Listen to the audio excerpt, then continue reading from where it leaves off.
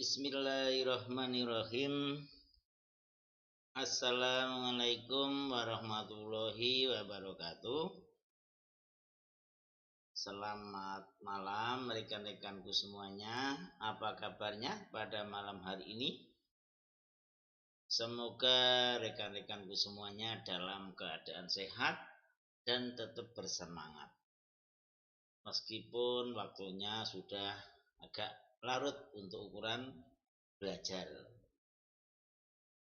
Tapi apapun yang terjadi, kita bersyukur kita masih diberi kesehatan sehingga kita bisa bertemu meskipun pertemuan lewat daring, pertemuan lewat tatap maya. Baik rekan-rekanku semuanya, pada kesempatan ini saya perlu memperkenalkan diri. Mungkin ada banyak rekan-rekan mahasiswa yang belum kenal. Nama saya Jailani. Alamat maupun tempat lahir di Karanganyar. Tepatnya di Gondangrejo, Karanganyar. Pada semester ini saya diberi mata kuliah beri amanah untuk mengampu mata kuliah ekonomi kreatif. Mungkin dalam sejarah perjalanan Pak Jailani di Kabupaten Karanganyar, mungkin ada rekan-rekan yang dari Karanganyar, sudah cukup lama berkecimpung di bidang pemberdayaan, pendampingan maupun sebagai business development services teman-teman pelaku usaha UMKM. Nah, pelaku UMKM itu salah satunya juga adalah sebagian pelaku ekonomi kreatif. Jadi kalau untuk kasus-kasus ataupun mungkin pelaku ekonomi kreatif, Pak Jailani sudah sangat familiar. Termasuk yang terakhir, Pak Jailani menjadi salah satu anggota tim teknis pengembangan ekonomi kreatif di Kabupaten Karanganyar. Ketua komite ekonomi kreatifnya adalah Kepala Baperlitbang. Dan salah satu tim ahlinya adalah Profesor Sutanto DEA dari UNS. Itu rekan-rekanku, jadi terkait dengan perkenalan pada pertemuan yang pertama ini, kita membahas tentang mata kuliah ekonomi kreatif. Nanti apa yang akan kita bahas dalam ekonomi kreatif? Yang jelas kreativitas itu tanpa batas. Kreatif itu akan selalu berkembang dan terus berkembang. Oke rekan-rekan, langsung kita masuk pada pembahasan. Sebelum kita bicara tentang materi pokok bahasan, kita perlu menyepakati bersama terkait dengan kontrak perkuliahan. Karena apa? Diharapkan nanti kontrak perkuliahan ini menjadi komitmen kita bersama. Komitmen Pak Jailani selaku pengampu mata kuliah ekonomi kreatif dan juga rekan-rekan mahasiswa sebagai yang menerima mata kuliah ekonomi kreatif. Karena apa? Perkuliahan kita lewat jarak jauh. Perkuliahan kita melalui media online, media daring. Pengalaman selama ini banyak mahasiswa komplain bukan masalah akademis, bukan masalah diskusi materi, tetapi hanya persoalan nilai ujian rekan-rekan mahasiswa. Sudah hampir 3 tahun setiap ujian itu mesti komplain. Nah, disinilah kita menyepakati bersama terkait dengan kontrak perkuliahan. Adapun untuk kontrak perkuliahan mata kuliah ekonomi kreatif ini perkuliahan direncanakan 16 kali pertemuan dengan 14 kali materi dan dua kali untuk evaluasi, yaitu ujian tengah semester dan ujian akhir semester. Dan presensi mahasiswa 60% dari total pertemuan. Sedangkan nilai akhir nanti adalah nilai dari nilai UTS dan UAS digabungkan. Ini pengalaman Pak Jailani, ini banyak mahasiswa yang komplain hanya masalah nilai akhir. Itu rekan-rekan terkait dengan kontrak perkuliahan. Sekali lagi saya tekankan bahwa kontrak perkuliahan ini menjadi komitmen bersama Pak Jailani yang mengaku mata kuliah, rekan-rekan mahasiswa yang menerima perkuliahan atau materi perkuliahan.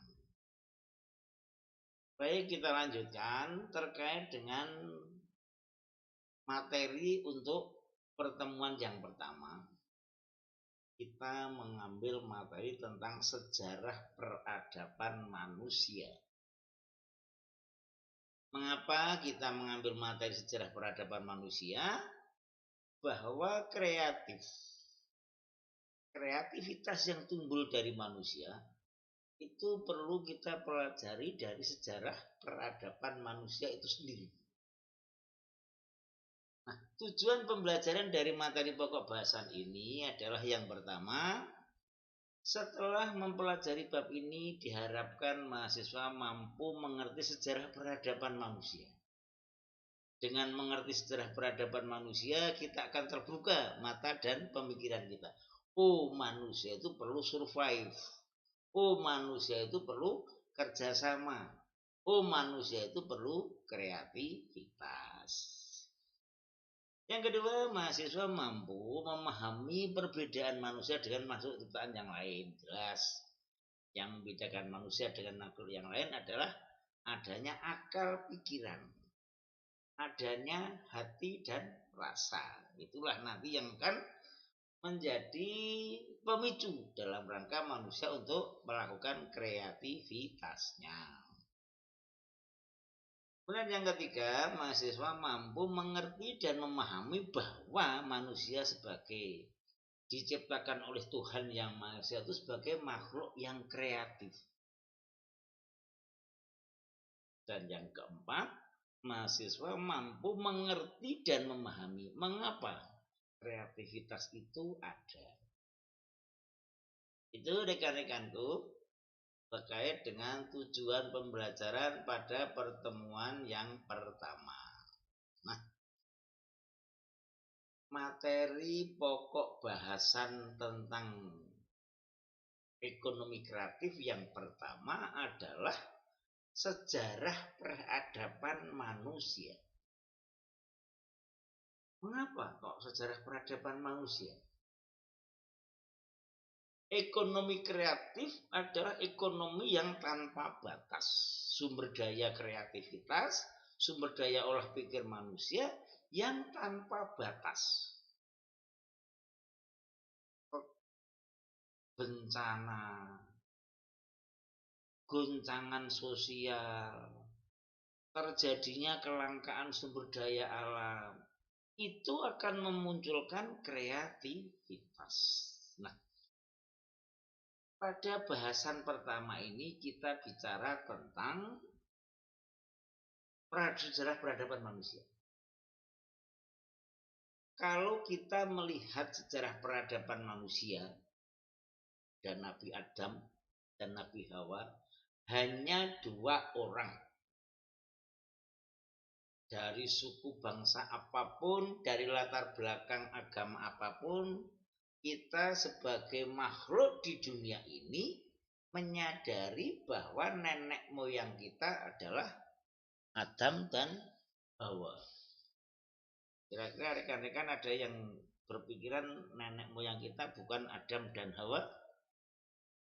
Adam dan Hawa diciptakan di dunia perlu hidup survive. perlu makan, perlu hubungan sosial. Nah, ini salah satu contoh fakta nyata bahwa peradaban manusia sejak dilahirkan di dunia, sejak diciptakan oleh Allah Subhanahu wa taala, Tuhan yang Maha Esa, itu perlu berusaha. Perlu melakukan kreativitas. Bagaimana ketika Nabi Adam dan Siti Hawa yang belum ada teknologi memakan hasil-hasil bumi adalah yang bergizi, yang tidak mengandung racun. Itu salah satu bentuk bagaimana makhluk manusia itu diciptakan di muka bumi untuk mempertahankan hidup, untuk berhubungan atau melakukan kontak sosial. Ini salah satu bentuk. Diakui atau tidak, meskipun zaman-zaman kuno, zaman-zaman purba, mereka sudah melakukan kegiatan kreativitas dalam hal mempertahankan hidup. Mereka sudah melakukan kreativitas dalam melakukan hubungan sosial dengan sesama manusia yang lain. Minimal antara manusia laki-laki dengan manusia perempuan. Orang laki-laki dengan orang perempuan. Nah, sejarah peradaban ini sudah melihat, menunjukkan kalau bahasa agama Islam itu sudah fitrah manusia, bahwa manusia itu berusaha untuk memenuhi kebutuhannya, manusia itu berusaha untuk tetap bertahan hidup, manusia berusaha untuk bersosialisasi dengan orang ataupun pihak yang lain. Kemudian kemampuan manusia itu berbeda-beda. Selera juga berbeda-beda. Dengan demikian, saling melengkapi antara satu dengan yang lain. Nah, sejarah peradaban manusia sejak Nabi Adam kemudian berurut pada sebuah saat ini, semuanya mencerminkan bahwa manusia butuh eksis, ya tahu, butuh sosial, butuh penghargaan. Itulah kemudian yang menjadi cikal bakal manusia untuk berlaku, bersikap, dan berpikir yang kreatif. Paham ya? Jelas ya? Ini penting. Pembahasan kita yang pertama ini menjadi fondasi setelah kita nanti akan mempelajari apa itu ekonomi kreatif. Di peradaban manusia dalam sejarahnya sejak Nabi Adam, manusia perlu eksis. Manusia perlu pemenuhan kebutuhan, baik kebutuhan individu fisiologisnya maupun kebutuhan sosialnya. Sejak Nabi Adam. Lanjut ya. Nah, kalau demikian, tadi Pak Jayani sampaikan bahwa manusia butuh survive, manusia butuh teman, manusia butuh untuk kehidupannya, baik kehidupan secara individu maupun kebutuhan secara sosial. Nah, kalau peradaban manusia, semakin majunya peradaban manusia, sekarang bagaimana kreativitas itu muncul? Mengapa kreativitas itu ada? Meskipun zamannya peradaban masih sangat terbatas, meskipun zamannya mungkin masih zaman kuno, tetapi manusia berusaha, manusia untuk bisa memenuhi kebutuhannya, manusia berusaha untuk bisa menyenangkan pasangan sosialnya, ini salah satu bentuk usaha manusia dalam melakukan kreativitasnya. Berbeda dengan hewan atau makhluk-makhluk yang lain. Mereka hanya makan, mungkin hanya juga untuk pasangan, selesai. Yang membedakan manusia dengan makhluk yang lain, ada nilai-nilai sosial di sana. Sehingga kalau sebagai kita orang beragama, makhluk manusia itu diciptakan oleh Allah Subhanahu wa taala, Tuhan yang Maha Esa, sebagai makhluk yang sempurna.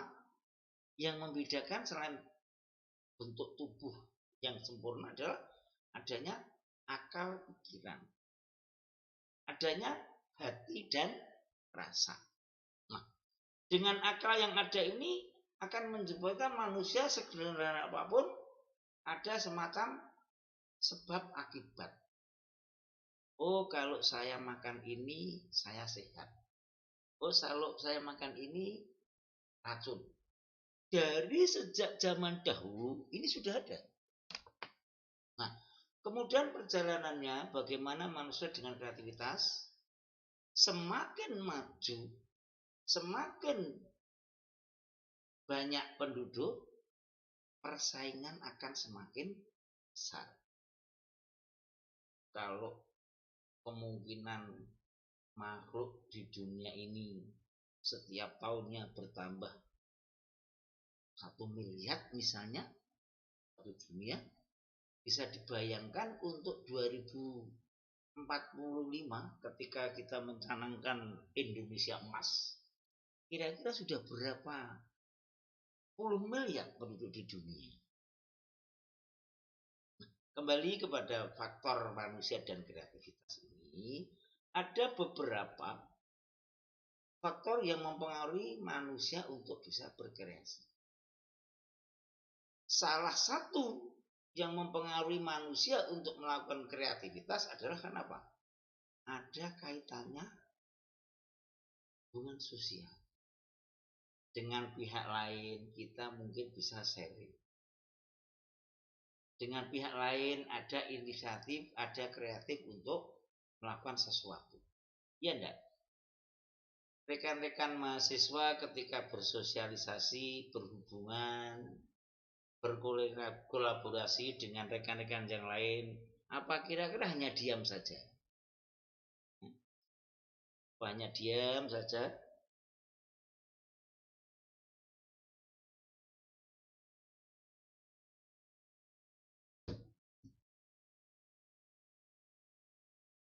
Mesti ada hal-hal yang perlu inilah sebetulnya muasalnya, sumber daripada kreativitas itu. Di ketika manusia berhubungan dengan pihak lain, selain kita punya kepentingan individu, kita juga perlu ada yang di-sharingkan dengan pihak yang lain. Pemenuhan kebutuhan, baik itu kebutuhan individu, kebutuhan makan, kebutuhan berteduh, kebutuhan yang lain, maupun kebutuhan sosial ini yang akan menentukan bagaimana kita nanti akan melakukan kreativitas. Oh, kalau teman saya begini, saya harus begitu. Oh, kalau saya begini, sementara teman saya begitu, saya harus menyesuaikan. Inilah bentuk hubungan yang akan membangun apa? Kohesi sosial. Kalau sudah kohesi sosial, kemudian yang terjadi adalah adanya kreativitas. Saya mencontohkan ketika Pak Jailani dulu kuliah, belum ada model-model seperti ini. Karena memang teknologi belum maju seperti ini. Semua pakai tatap muka, pertanyaan pakai menghadap, bertulis. Nah, karena memang zamannya seperti itu teknologi. Dengan sekarang teknologi yang maju ini, kita dapat melakukan perkuliahan melalui media daring.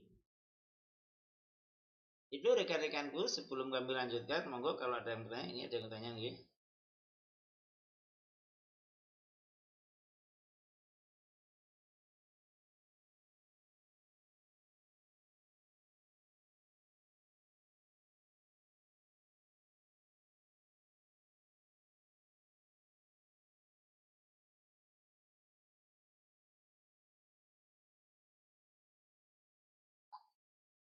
Enggak ada jangan enggak, silakan.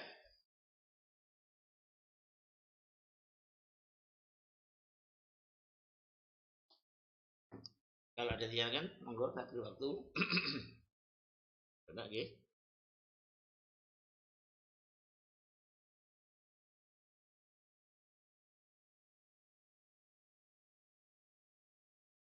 Bisa dilanjut? Yang membedakan manusia dengan hewan.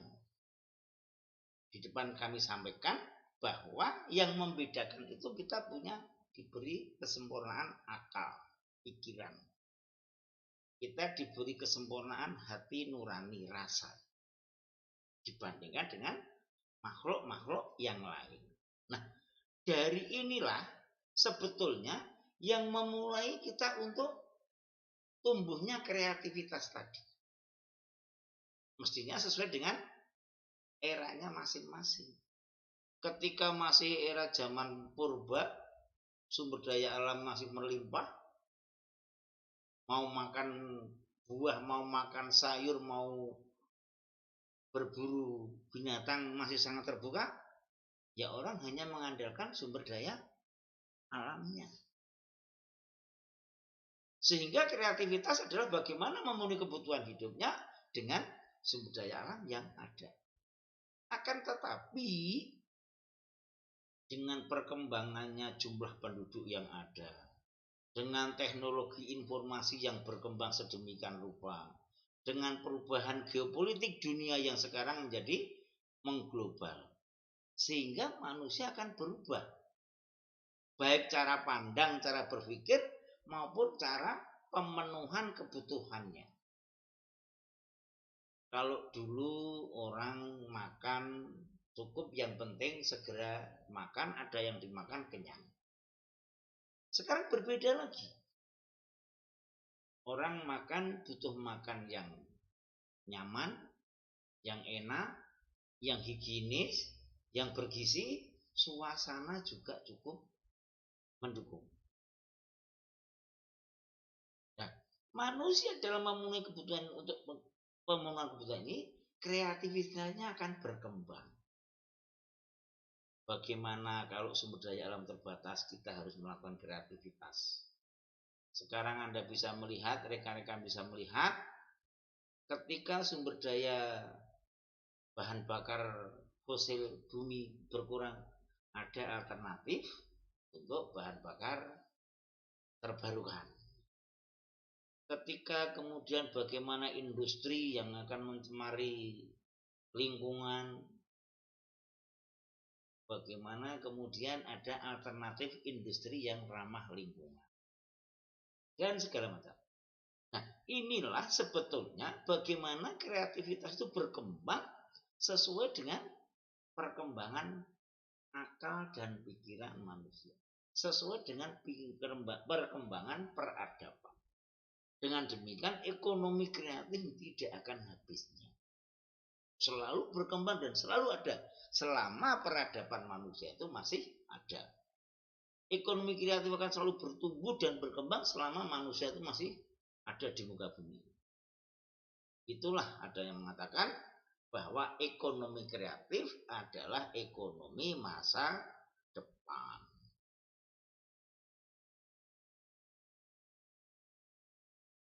Monggo saya beri waktu, kalau ada yang bertanya silakan. Sebelum kami membahas untuk yang lebih lanjut.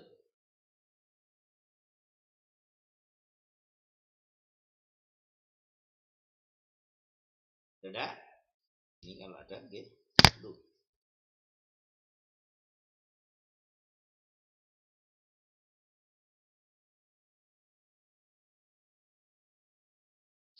Kita lanjutkan. Kalau di depan Pak Jelani menyampaikan terkait dengan manusia dan kreativitas, di mana sebetulnya sejak lahir kita itu sudah diciptakan dengan kreativitas yang ada.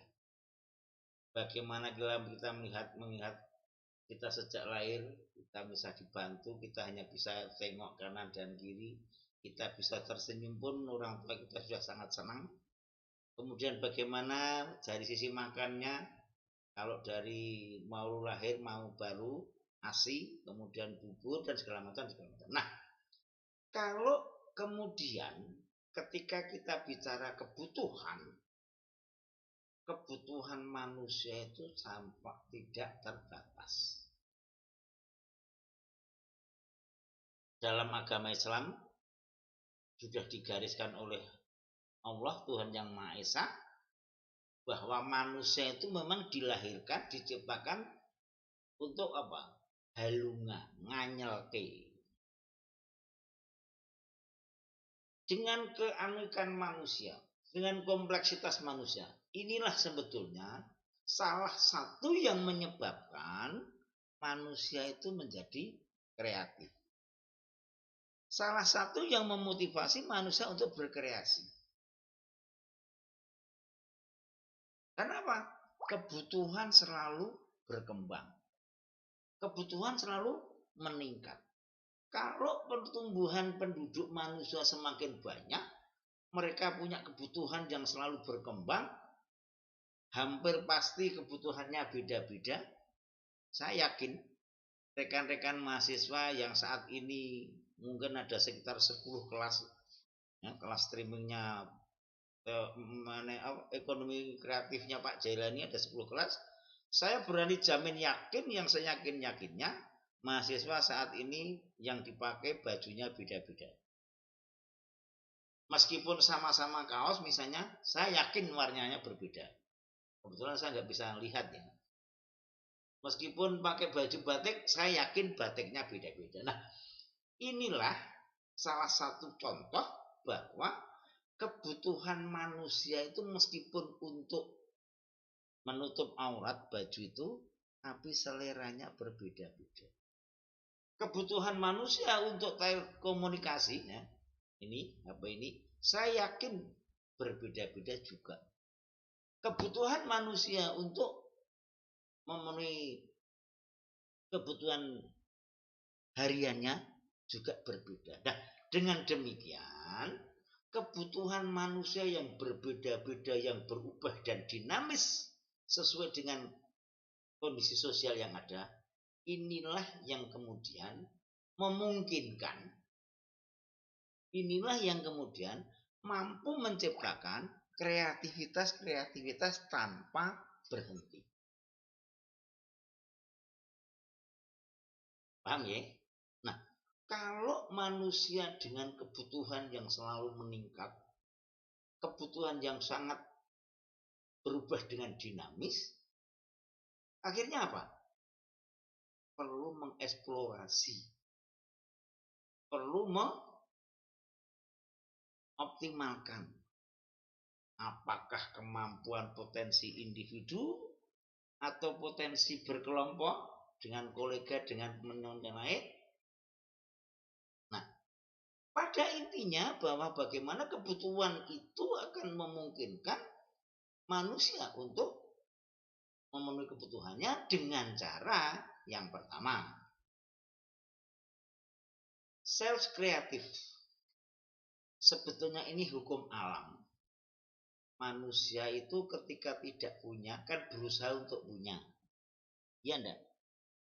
Manusia itu ketika kan berusaha untuk makan, mencari makan atau mencari minum.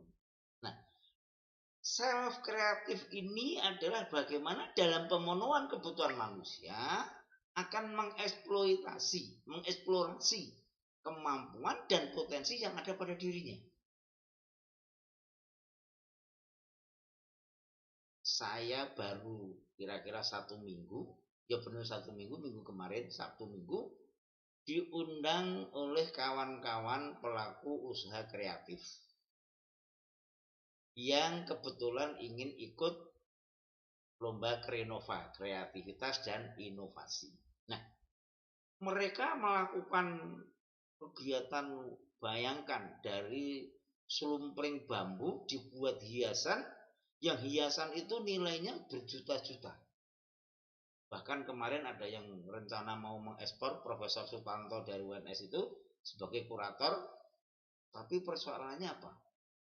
Mereka belum bisa mengembangkan usaha dengan teman-teman yang lain karena keahliannya buat diri sendiri. Nah, self kreatif, bisa berkreatif secara sendiri dalam pemenuhan kebutuhan potensi.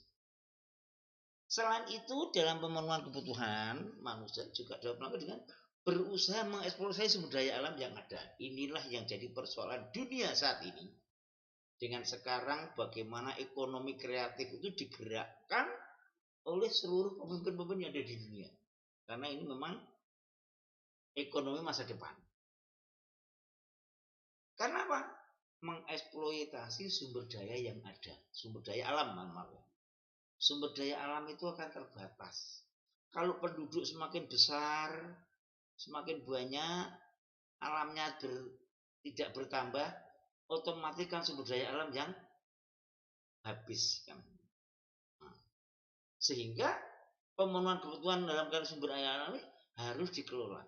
Dengan demikian, bagaimana mengelola sumber daya alam yang ada ini dengan akal pikir jadi, dengan hati nurani tadi rasa.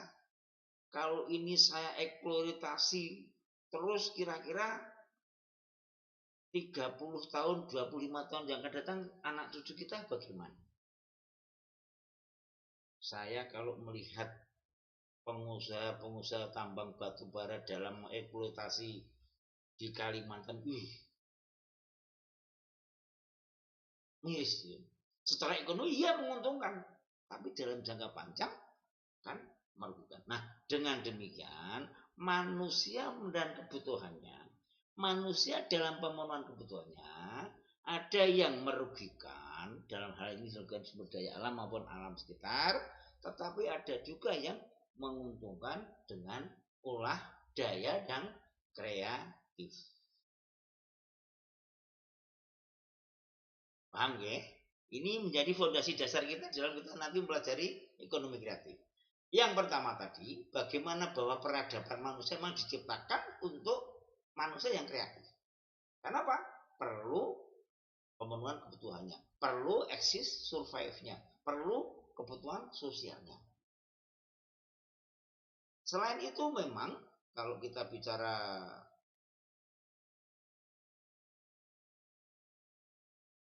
agama begitu, kita memang diciptakan untuk menjadi manusia yang kreatif. Tapi di sini dulu ada yang tanyakan, silakan monggo. Ini berwaktu. Tidak?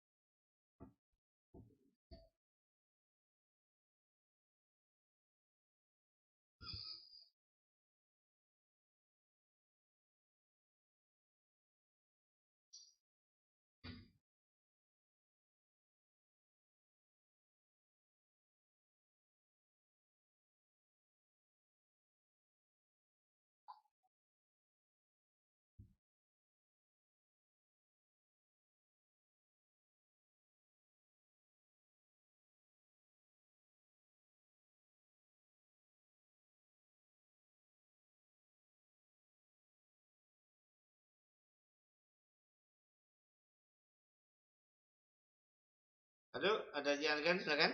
Kalau ada,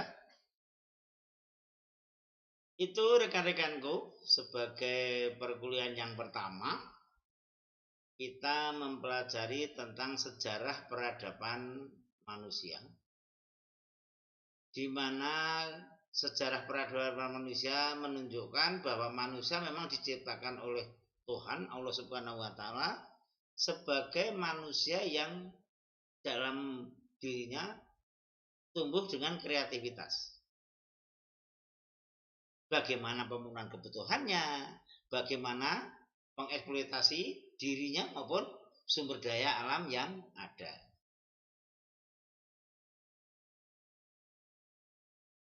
Itu rekan-rekanku, sebagai penutup perlu kami sampaikan bahwa hakikat kreativitas adalah menciptakan sesuatu diri dari yang tidak ada menjadi ada. Bagaimana mengelola sumber daya yang ada, apakah sumber daya individu atau sumber daya sosial untuk pemenuhan kebutuhannya. Dalam perkembangannya, karena kita bicara tentang kreativitas sejak peradaban itu ada, sejak manusia itu ada di bumi, sampai pada nanti manusia sudah tidak ada di bumi. Apakah kemudian kreativitas itu hanya bentuk teknologi? Tidak. Apakah kemudian kreativitas itu hanya dalam bentuk kreativitas, inovasi? Tidak. Kreativitas adalah usaha dalam rangka untuk kembangkan potensi yang ada dalam diri manusia. Ide-ide, gagasan-gagasan itu harus direalisasikan menjadi sesuatu yang bermanfaat.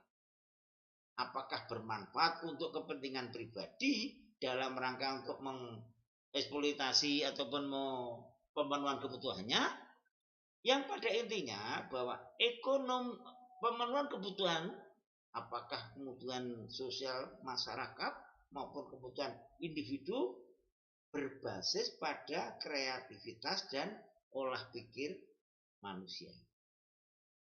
Dengan demikian, bagaimana manusia dalam mengolah kreativitas potensi diri ataupun dalam mengolah dan mengeksploitasi sumber daya alam, inilah yang akan menentukan apakah ekonomi kreatif itu nanti akan bermanfaat bagi peradaban manusia ataupun kreativitas itu akan merugikan bagi peradaban manusia. Apa ada Pak kreativitas yang merugikan? Ada. Teknologi yang maju, kreativitas yang maju terkait dengan nuklir misalnya. Harusnya untuk kemaslahatan manusia, tapi karena faktor ego, faktor individu, manusia akan jadi merugikan. Ekonomi kreatif adalah ekonomi tanpa batas. Dalam arti ekonomi tanpa batas dalam eksploitasi sumber daya. Itu rekan-rekanku terkait dengan pembahasan kita untuk yang pertama. Ini saudara bisa melihat terkait dengan rencana pembelajaran. Ini masih ada kurang 2 bab lagi, yaitu tentang bagaimana pengembangan ekonomi perdesaan. Di sana perlu kreativitas, ini kurang dimasukkan ya. Yang kedua adalah mengembangkan kelembagaan ekonomi kreatif. Masih ada 2, seharusnya kan 15 kali pertemuan, ini adalah 1. Baik rekan-rekanku, mungkin cukup ini. Sebelum kami akhiri, silahkan kalau ada yang bertanya.